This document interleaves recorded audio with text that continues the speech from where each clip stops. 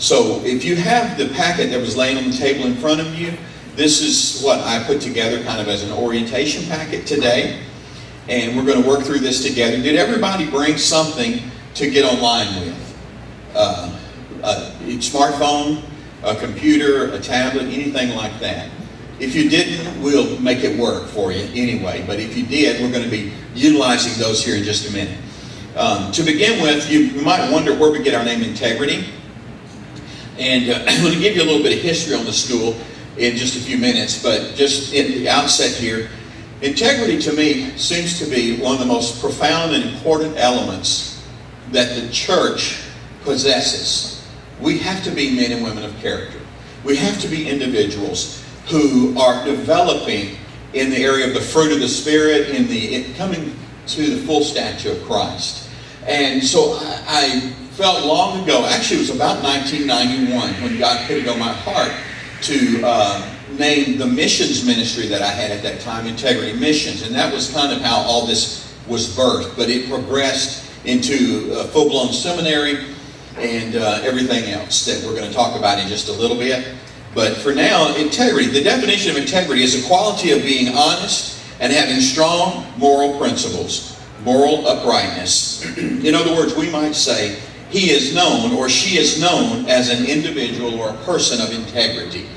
We're speaking of character. Character is one aspect of integrity, but integrity also is defined, if you look here, as the state of being whole and undivided. The state of being whole and undivided. I don't know how many of you are aware of it, but you've heard the word denominations before, haven't you? And probably all of us have different backgrounds that we relate to and that we're a part of. Thank you, Pastor Glenn. But the word denominations is an interesting word. This word comes from the Latin. It's three words in the Latin. It's D-E, nom, numbering, and then nations. And the word denominations in its origin actually means dividing of the nations. Okay, so we find out that there are literally thousands of denominations, and that doesn't include the non-denominations and the interdenominations and all that other stuff in the earth today. And I believe God expresses himself through these denominations. But it is unfortunate that sometimes these denominations do divide us. They do separate us. At Integrity, we are the body of Christ. We're here to be unified and to be in agreement. And that's who we are today, and that's who we intend to be as Integrity. Genesis chapter 17, verse 1, it's kind of like the theme scripture that the Lord put in my heart. And God, having already back in Genesis chapter 12 promised to bless Abraham and make him a blessing, says here in chapter 17, verse 1, and this is the God's Word translation, and when Abraham was 99 years old, the Lord appeared to him. And he said to Abram, I am God Almighty. Live in my presence with integrity. Live in my presence with integrity. So God had already promised to bless Abraham and then make him a blessing. That he would be as fruitful as the sand and that he would be as fruitful as the stars in the sky. And then God says to him later, you need to live in my integrity if you want my presence. I like to take things and look at them from both directions there. And how many of you know we have to have God's presence on our lives if we're going to be effective in life and ministry? Amen. So this is kind of where we get our name and our theme. Just some introductions. You probably won't care about these, but just so you'll know who we are. My wife is the lady behind the window. That's Laurie. And we basically are the directors of the school. Rick and Sherry Brown. Rick is the guy back in the back there. He and his wife are the directors of our kids' seminary, which is going on next door, and facilities and food services here. So you enjoy wonderful meals. People always brag more about Sherry's food and cooking than they do about teaching or anything else. But anyway, you'll see what I mean. But these guys are a tremendous blessing. We also have Glenn Wooten. He's our executive pastor and administrator of the school. So this is the guy that brought this up here a minute ago, and he's somewhere out there doing what he does. And then Amanda Coleman is working as the teacher and instructor in the kids' seminary. Lavinda Reckner, she's not present here. She lives in southeast Oklahoma. but she oversees our curriculum development and editing. When we first started Integrity, I did everything by myself. I mean, literally, I was the staff. I answered the telephone, which I still do most of the time. But I answered the telephone, I typed every note, every letter. I devised my own curriculum. If you ever go online and want to do a course, most of those courses on there, I wrote the curriculum, I taught the curriculum, I did everything. But as time has passed, we progressed a little bit and we've added some help and things like that. And Lavinda also is part of our faculty, but she began to help develop curriculum. And she's just got a tremendous gift for this. Her career background originally was that she was a court reporter. They have the little machine and they kind of type those words and things. And so she's just great at editing and all of this. Then we have Jalen Roberts, and she assists also in curriculum development and editing. Unfortunately, though, she's going to be moving to Indiana here shortly, so we'll be losing her. And then as far as faculty goes, this year we have Dr. Billy Hunter and Dr. Lavinda Regner. And of course, they're not here for me to bring them before you, but you'll meet them and you'll love them. They've all taught here in the past years, and fantastic teachers. Then you know who I am, Professor Shanika Scott and Professor Billy Falk. And so these are all great people that are great teachers. Seminary information and contact sheet. It's the next, if you see the handouts, just hang on to your agenda, but then you can see that this is just simply information and contact stuff.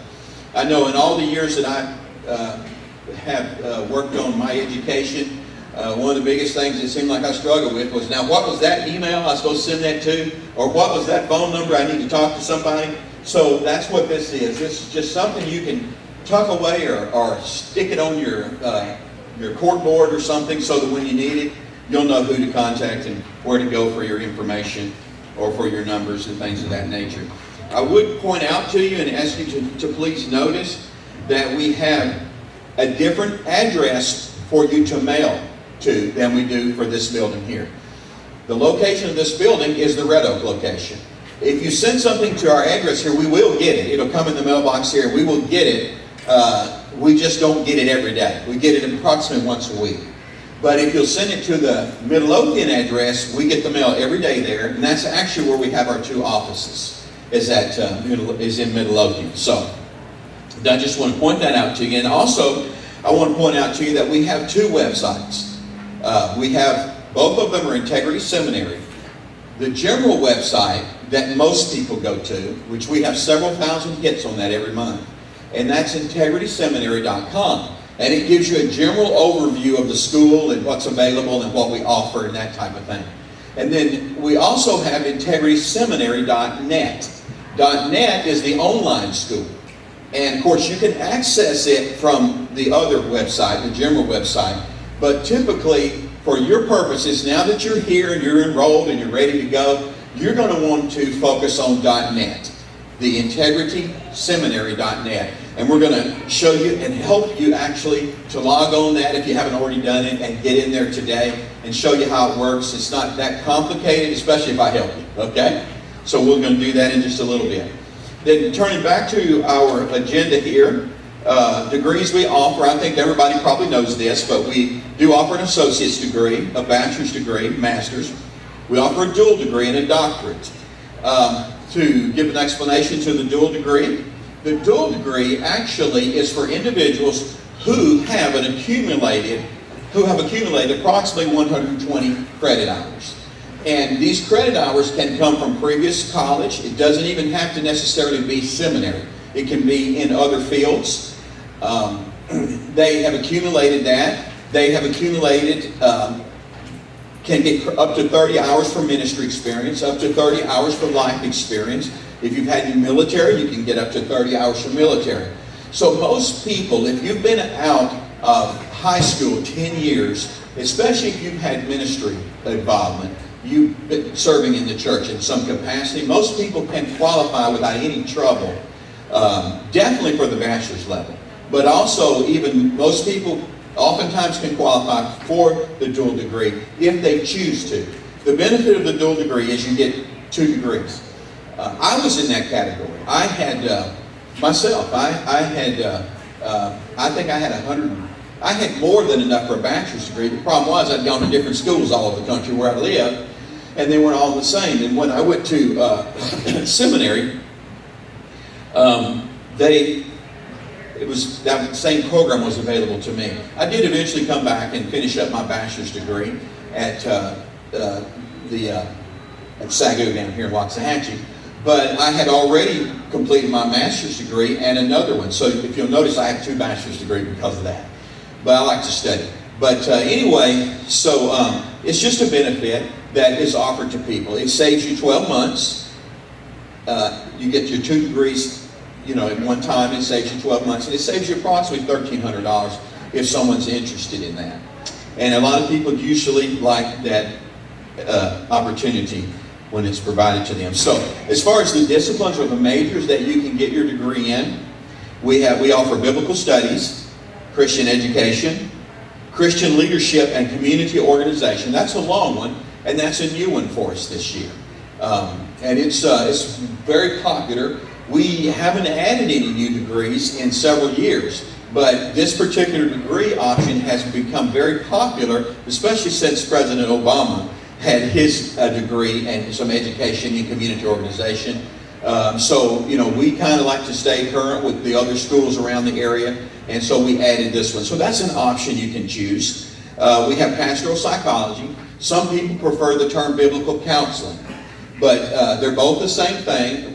A few years ago, we started allowing people to choose whether they would rather have it printed pastoral psychology on their degree, diploma, or biblical counseling. That really is fine with us either way. It's the same degree. A lot of it has to do with the world or the circle you live in.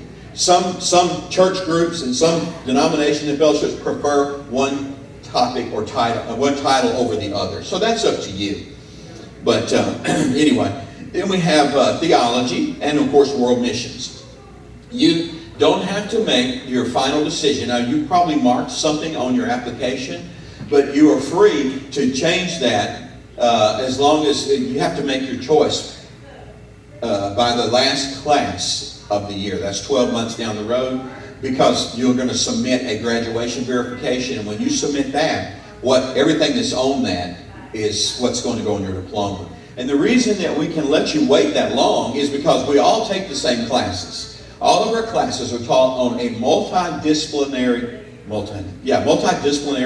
level. In other words, there are elements of all the different majors or degrees in every lecture. We will specifically target each one of them twice. So you'll see, like, for example, today the class is on spiritual authority. So that basically is a theology class. It can fit into some other areas like Christian education. But primarily, there will be other elements in there of the other different disciplines too. Does everybody understand what I'm saying? So that way, you still have time if you want to choose a particular or a different area. The study format. I typed this out for you, but I'm just going to read it to you today for the sake of time. Integrity students attend class 1 day a month and complete their assignments in between classes. Tests are due at the beginning of the next class. Extra courses and research papers are due on or before the beginning of the last class in August. In other words, that would be August the 3rd, 2019. Graduation for your class has already been set. You're going to see it over here in your handout. It says Integrity Academic Calendar. Your graduation will be August the 24th. And so if you got people that are slow responding to invitations, send them one today, right? But anyway, this is the way we understand where we're going and what's coming up. Access to the study guided test can be obtained at the online website approximately 5 days prior to class. Now, this will be every month. You'll be able to go online, and you can read and view it online, or you can print it out if you want to, or you can actually save it and download it to your computer. In other words, you have 3 options there. That'll be your study guide. That is your textbook. And it's usually going to be in some type of an outline form. However, it will typically be anywhere from 45 to 200 pages. So we ask that you read through that before you come to class. Our basic philosophy of teaching is based on the old concept of repetition, repetition, repetition. And statistics even recently have again proven that that is the best teaching method you can use if you want to educate people. So we ask you to read through your study guide. Just casually read through it. You don't have to just tear it apart, but casually read through it before you come to class. And then when you come to class, you'll bring something that you can get internet connection with, so you can view it on your telephone, your computer, whatever. Or, of course, if you prefer, you can print it out. We do make printing copies available for $7. And that, honestly, I don't even know if that covers our cost, but it's probably close. But anyway, you're talking about, sometimes 200 pages. So, but anyway, for those who want printing copies, you will have to tell Laurie in the back that you're going to be wanting printing copies. The disadvantage to printing copies is you don't get them until the day of class, unless you want to pay $10, and then we will mail it to you a week ahead of time. So you have options. We're not trying to get money out of you, but for these study guides, we try to make them a part of the tuition. But the fact is, it would cost us $2 or $3 to mail it to you. And then, the printing price is $7. But for most of us, if you want it printed, you probably print your own at home. Or you probably would never want to print it. You might just save it and have a special folder for all your courses. I've noticed over the years that especially pastors, but a lot of the students will start out with a thick notebook, a 3-ring binder, and they print them themselves. By the end of the year, it's about this thick. And they'll tell me, I'm going to preach this for the rest of my life. I've got more stuff in here. So, however the Lord leads you to do, that's fine with us, okay? But you will have a lot of material when you leave here, if you want to utilize it. So, integrity curriculum is based on, and we already said this, repetition, repetition, repetition. Therefore, we ask the student to print or read online the study guide completely, then attend the live campus. This is the second time you will get the lecture. First time you're going to read it. Second time, the teacher is going to, teach and cover basically the majority of what's on the outline. Now, I'll say this. We have approximately 4 to 4.5 hours once a month that the teacher lectures. Sometimes, particularly if I'm the teacher, mine tend to be a little longer than some of the others. Sometimes there's no way I can cover that much. And so I will cover the highlights or the high points that I feel are most pertinent to our benefit. And then, of course, as college students, you will be able to pick up the rest of it when you do your exam, okay? So you're going to attend the live campus, the lecture, and finally complete the exam at home before the next class. And this exposes a student to the repetitive learning process 3 times. So that's the idea, that's the concept that you'll have. Every test will have 100 questions, and they will be objective, meaning multiple choice. In other words, A, B, C, D, or E. You'll have 5 choices. Choose the best choice, and then you'll have a blank answer sheet. And it's a bubble sheet. You'll just simply fill in the bubble to the one that you feel is best.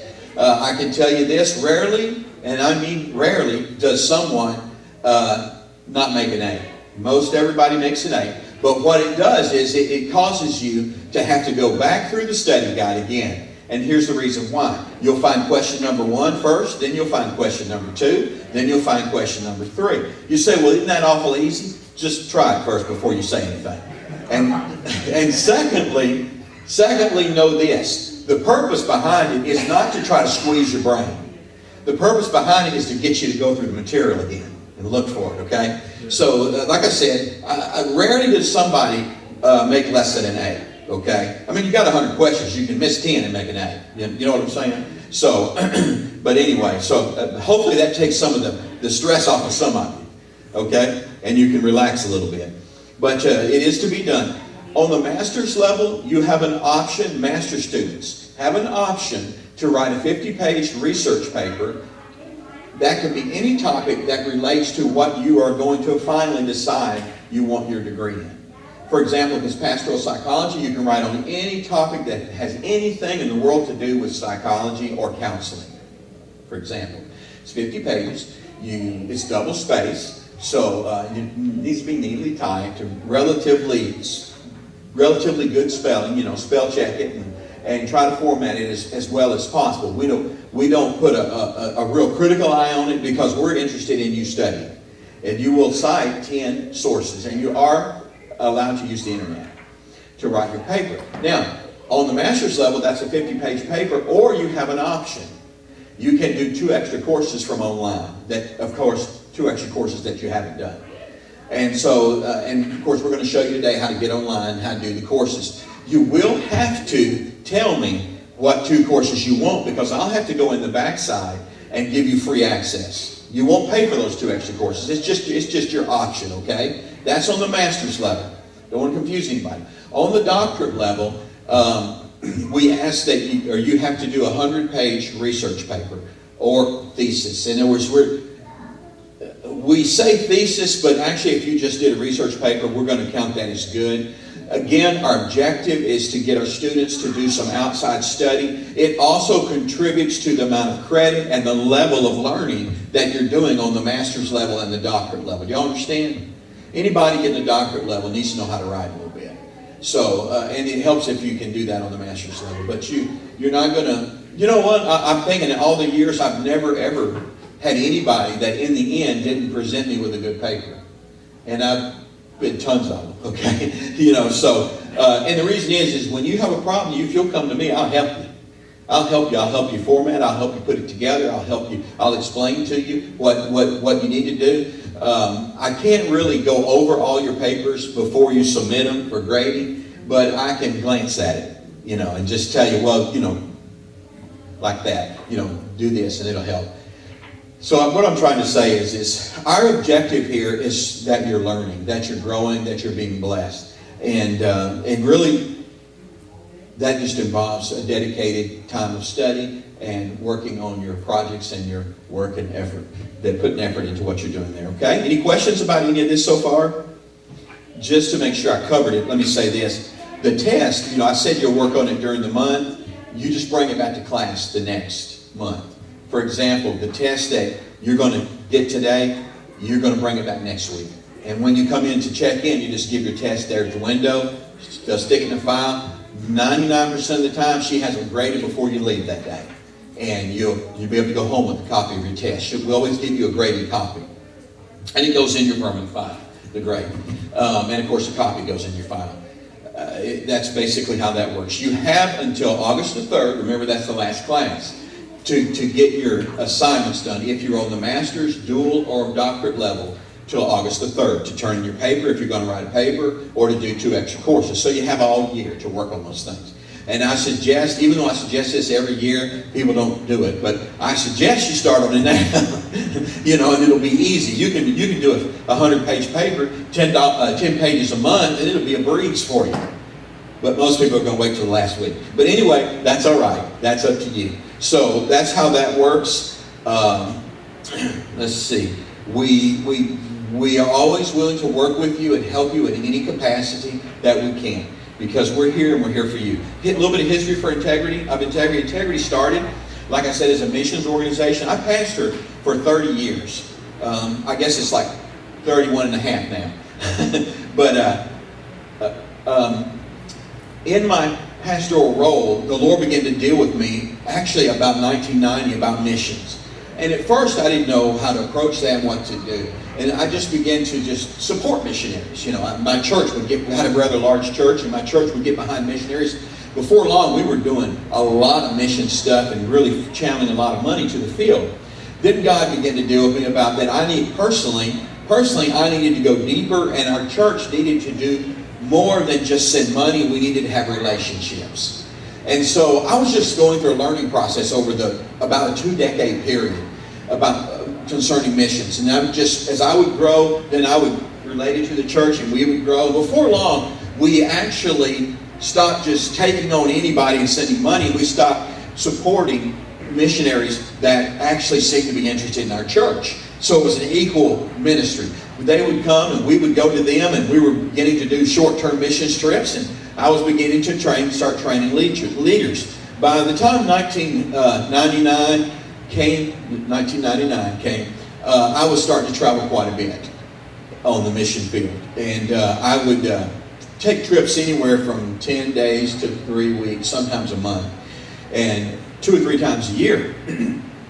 And the more that progressed, I had spiritual father, or my pastor, who was also a missionary in the same capacity. He pastored a church and he traveled. His name was Dr. Robert Johnson. And he began to even help me in my development of training and leading. And also during the 90s, I was working on my education. I finished my master's degree in the early 90s, and then I finished my first doctorate.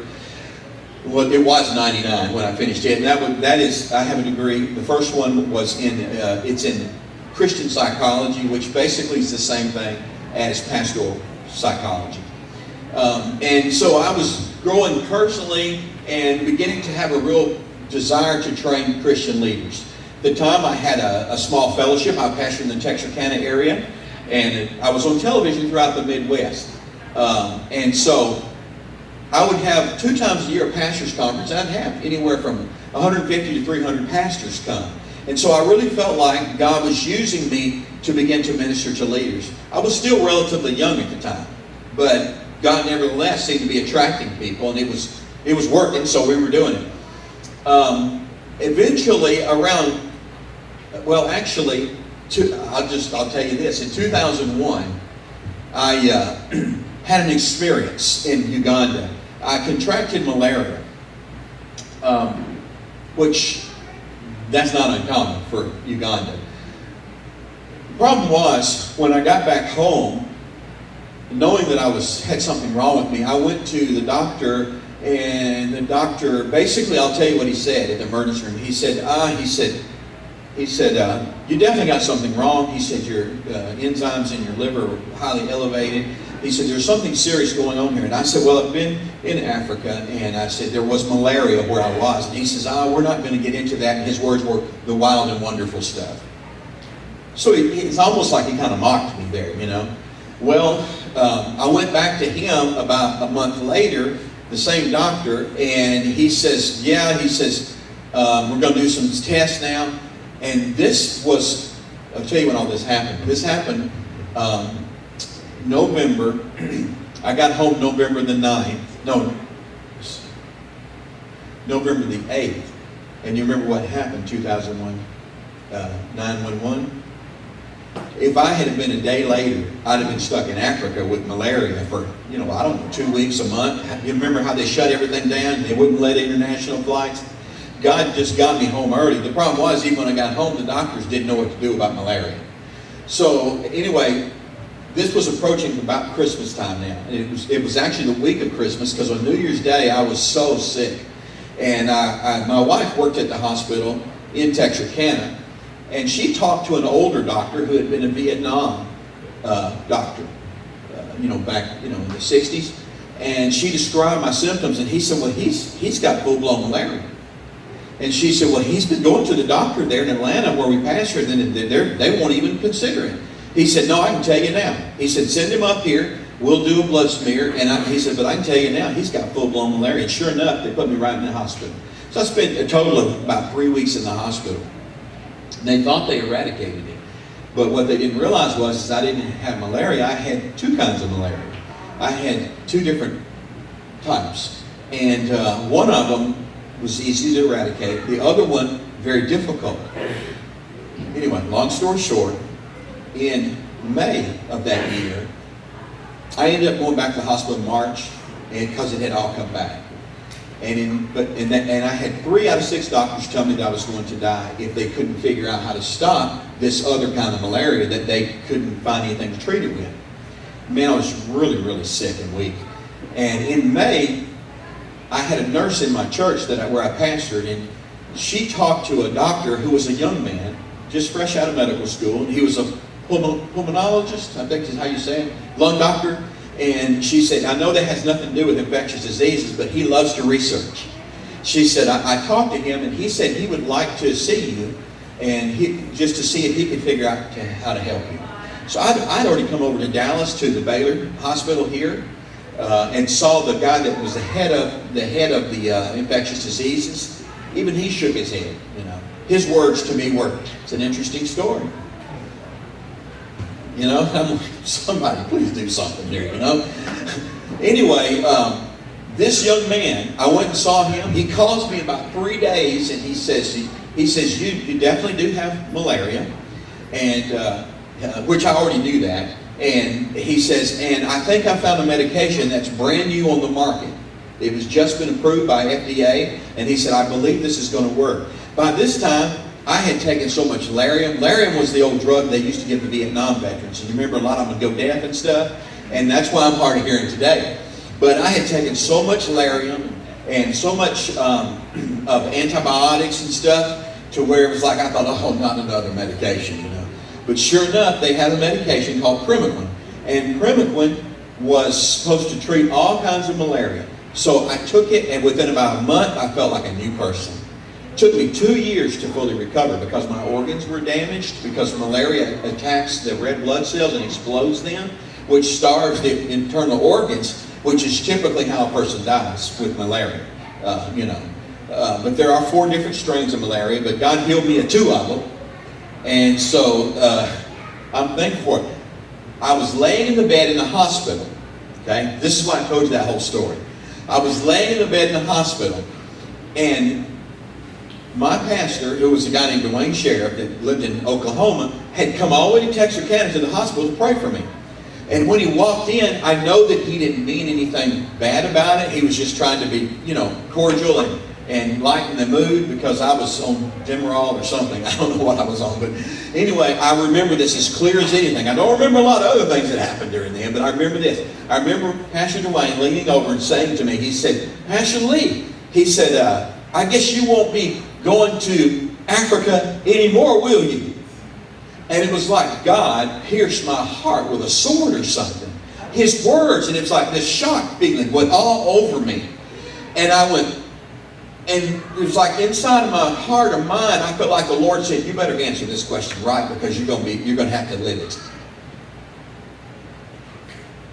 I really hadn't thought about would I go back or not, But his implication was, you suffered so much, maybe your missions is over with. And I said, Pastor Dwayne, I'd get out of this bed and go right now if God wanted me to. And I really meant it. And I knew right then, in the condition I was in, that this may or may not be the worst I'll suffer on the mission field, but I'm going to do it for Jesus if that's what He wants. And I made a commitment.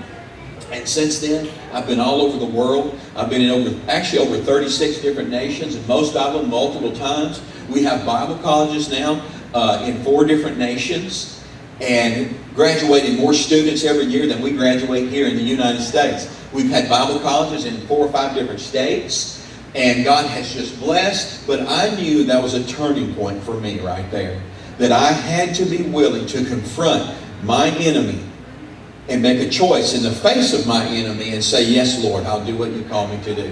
And I can testify to you that I don't hardly ever get sick on the field anymore. And I have friends that have been lifelong missionaries, and they still get sick every time they go. They eat the wrong thing. Something bites them, this or that. I don't have that anymore. It's like I just go. People will say, you didn't brush your teeth with that water, did you? Yeah, and I took a drink. They go, you can't drink the water here. And I don't get sick. Now, I don't do it foolishly. Usually when I do something like that, it's because I misunderstood. I thought it's okay to use the water. Y'all understand what I'm saying? But my point is that I really believe that because I made a choice, God said, I'll take care of you then. And so I praise Him and thank Him for that. That was a turning point. It was at that point I knew I was called to lead leaders and to develop leaders for the kingdom of God. Dr. Robert Johnson, I told you at that time, had been a pastor friend and close, and had been taking me on the mission field some in the early years of the 90s. He had a college called Integrity Seminary. And I don't even remember the year exactly, I want to say it was around 95, he began to let me represent him in the state of Texas, and his school was in Oklahoma. Dr. Johnson is very old and very ill now. So I was just working with Clarion, representing Clarion. In the meantime, I taught for 10 years at CFNI up here in Dallas. I've taught at the seminary in Namibia. I've taught in a lot of places, but with Clarion, I was just working, basically helping students do a correspondence, and it was old school, guys. This was like, the mail-in kind, where you actually get the course in the mail, and it's cassette tapes, and you write it and read it, and then you have to send it in. That's the old school kind. But Brother Johnson, being quite a bit older than me, had no desire to upgrade. So It was around I want to say it was around 2009 that finally I talked to him. He had had a massive heart attack that year, but he was dead for 20 minutes. The medics and the doctor said he was dead for 20 minutes, and he came back. They brought him back when they got him in the hospital. But I talked to him shortly after that, and we agreed that for the future that I probably needed to go on and do something with my missions ministry, Integrity Missions, and that's when I formed Integrity Seminary. And so the first thing I did was I wanted to start video, and I wanted to try and begin to upgrade things. So we've been working on it ever since. And so that's kind of how we got to where we are now. We first started with a school in southeast Oklahoma. I drive to Oklahoma once a month. And then we had a school come up in Ennis. We had a school in Nashville, Tennessee. We had another school in Oklahoma. And we've had 2 schools in the Metroplex area, like Wilmer and over here, and the one in North Dallas. And so most schools, typically when you go away like that, they last 2 to 3 years. And then, the people in that area, there's just not enough to justify me going away, flying to Nashville, once a month and all that. So we began to find out that what we needed was a local campus. And so that's why we ended up here, and it's been working great. And we still desire to do schools in other places, but our primary focus is here and online. We've got a great integrityseminary.net online school now that we have students from all over the world that are participating and taking part in that. And so it's fun. So that's the history, okay? I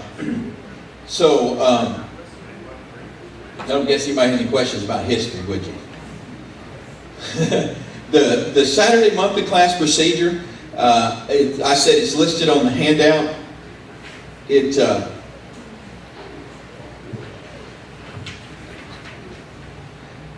Anyway, I didn't mention the academic calendar, but you have an academic calendar, okay? And this is just for you to keep, so you can keep straight when we're meeting. Something I need to really point out and hopefully make clear for you is that you notice today is the second Saturday of the month. And next month, we're meeting on the second Saturday of the month, which the date on that is October 13th. But after that, we will revert back to our normal schedule, which is the first Saturday for the rest of the year. The reason this month is because it was a holiday weekend, last weekend. And we found out that on holiday weekends, people like to do things with their families. So we did that. Next month, we just changed it. Originally, I was supposed to be in Nigeria. I was supposed to be in Nigeria, but that has changed. But I went ahead and left the date because I didn't want to start confusing people, So if you can bear with us, this month and next month, it'll be the second Saturday. After that, it'll always be the first Saturday. Okay? Is that good for everybody? Okay. So everything else on the calendar, you can look at it. I've got the dates on there for you so that you can remember when to be here and that type of thing. Okay, it looks like the next thing on our agenda. Everybody doing all right? Y'all are a blessing. Academic calendar, we looked at that. The statement on accreditation.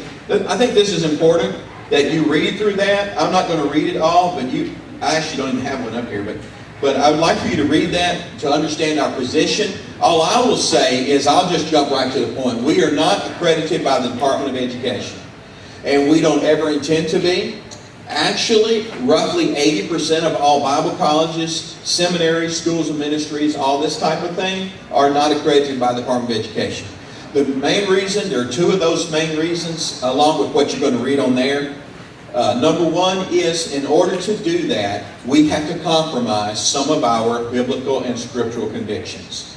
If you're going to connect with the Department of Education, then you have to agree to teach what they require you to teach, and you have to agree to not teach what they forbid you to teach. Okay, that's one reason. Well, so far the Department of Education has been pretty liberal in letting seminaries and Bible schools teach Bible courses and things. Hopefully that'll never be a problem. However, if we were with them, you would have to attend English classes, you'd have to have some social science classes. Y'all understand what I'm saying? You wouldn't be getting your degree like you're getting it now. We are a Bible Institute seminary. Our focus is to give you the Word of God and practical teaching that will help you minister to people. We're not interested in those academic things. We feel like if you're old enough to come to college, you already know how to read, write, and all of that. And so we're going to focus on the Word of God and the things of God. The other reason is our tuition couldn't be so small like it is.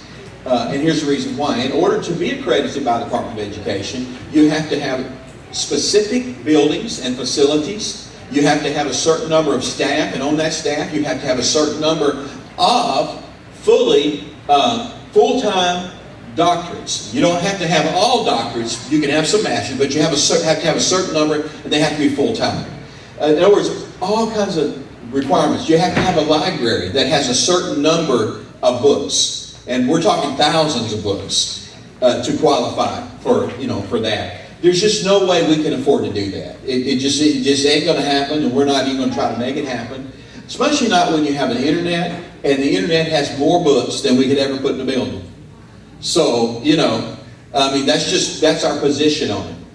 So, we are a Christian institution, and along with a lot of ministry schools, that's where we stand. So I want that to be clear to you, because we don't want to mislead anybody. And if that's a problem, you can still get your money back. Okay? We graduate 20 from this school, an average of 20, give or take, every time we graduate. We have 3 graduations a year. So, and people are happy with what they got. So that's why I want to tell you up front, if you're not going to be happy, then let's just be friends and you go home now, amen? I didn't mean that rude. Y'all understand what I mean? So that's where our position on that, and you can read about that, what accreditation is and how that all works. How to write a thesis paper. I'm going to say this to you now, but when we log on in a few minutes, I'll try to remember to tell you again. There is a community section in the website, and in the community section, I'll show you where to find it in the left column there on the website, but there are instructions on how to write your research paper.